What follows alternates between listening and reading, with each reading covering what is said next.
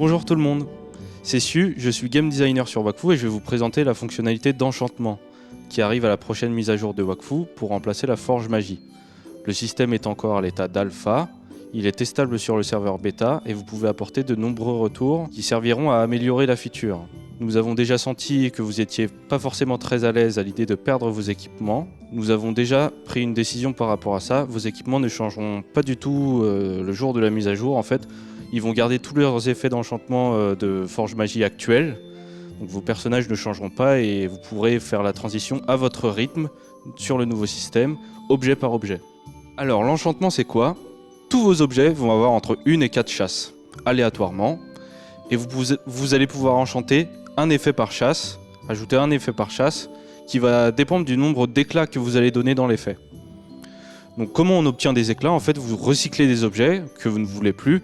Il y a un petit bouton dans votre inventaire qui s'appelle recycler. Hop, vous sélectionnez les objets que vous ne voulez plus et ils sont transformés en une quantité d'éclats qui va dépendre du niveau et de la rareté des objets que vous recyclez. Une fois que vous avez ces éclats, vous allez avoir 3 couleurs de chasse. Donc les objets vont avoir un nombre et une couleur complètement aléatoires. Et donc vous allez ensuite choisir un effet sur l'objet. Par exemple, sur les chasses bleues, on va avoir plutôt tendance à avoir des effets de résistance, PV, tacle. Mais alors que sur les rouges, c'est plutôt des maîtrises voilà, pour vous spécialiser dans les dégâts que vous allez faire.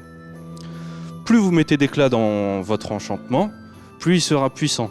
Si je choisis la résistance eau, par exemple, sur une chasse bleue, je vais mettre beaucoup d'éclats, hop, je vais le monter niveau 10 l'enchantement, et l'effet il va donner 20 résistances eau en tout. Mais attention, les objets, vous n'allez pas pouvoir mettre un enchantement de niveau 10 sur n'importe quel objet, il ne peut pas aller sur un objet niveau 36. Vous allez pouvoir rajouter de la puissance à vos enchantements au fur et à mesure des niveaux des objets que vous obtenez. Une précision importante à apporter aux effets que vous allez pouvoir choisir sur vos enchantements, ils ont une affinité avec certains équipements en fait, et du coup leur bonus va être doublé selon l'équipement sur lequel on le met. Par exemple la résistance eau toujours, et bien sur les épaulettes, le bonus il va être doublé par rapport à les 20 de base. Et bien sur les ceintures par exemple, ça va plutôt être la maîtrise distance qui va être affiliée avec, donc elle va avoir 80 au lieu de 40. Je vous ai préparé quelques comparaisons concrètes pour voir ce que vous allez y gagner entre l'ancien système et le nouveau. Alors avec l'ancien, on se retrouvait avec à peu près 100 résistance élémentaire dans tous les éléments, 200 maîtrise distance par exemple et une centaine d'esquives. Et ben ici par exemple, on va se retrouver avec 10 chasses en tout dans votre équipement. Donc chaque objet que vous avez se retrouve avec une chasse. Ici 20, donc chaque objet a 2 chasses, et ici 30, chaque objet a 3 chasses. Alors il faut savoir que pour avoir 10 chasses en tout, vous avez à peu près moins d'une chance sur 100 000, donc il ne faut pas être très chanceux. Mais si vous vous retrouvez avec des objets qui ont peu de chasse, sachez que vous avez la possibilité de réidentifier l'objet, de réattribuer le nombre de chasses et leur couleur. Et ben pour ça c'est très simple, il faut sacrifier le même objet. Vous avez une coiffe bouffe-tout mythique par exemple que vous n'êtes pas très satisfait du nombre de chasses et de leur couleur. Vous allez sacrifier le même objet et hop, vous allez avoir un troisième objet qui va être totalement nouveau avec des nouvelles chasses et des nouvelles couleurs.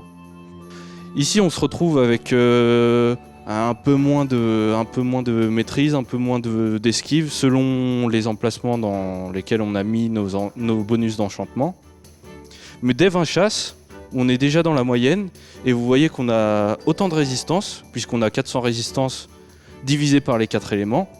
C'est encore plus souple qu'avant parce que vous allez pouvoir ajuster les résistances que vous avez pour combler des manques par exemple ou pour augmenter encore une de vos fortes résistances. Vous avez déjà beaucoup plus de maîtrise et allez, on a mis un peu d'esquive, on est monté à beaucoup plus d'esquive.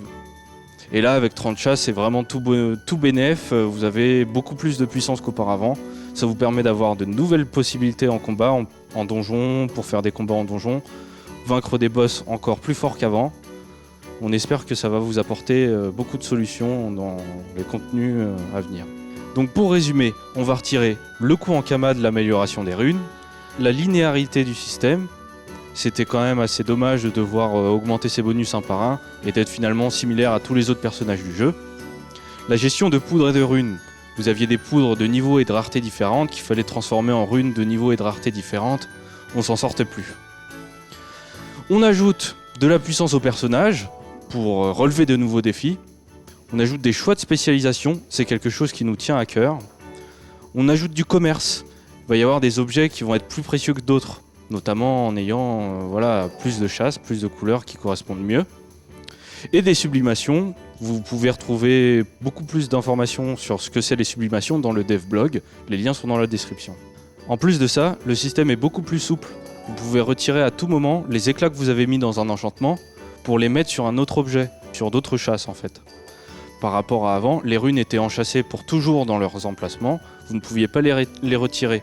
Donc vous allez pouvoir enchanter un à un vos objets et dès que vous voulez changer d'objet, hop, vous retirez les éclats, vous pouvez les mettre sur votre nouvel objet.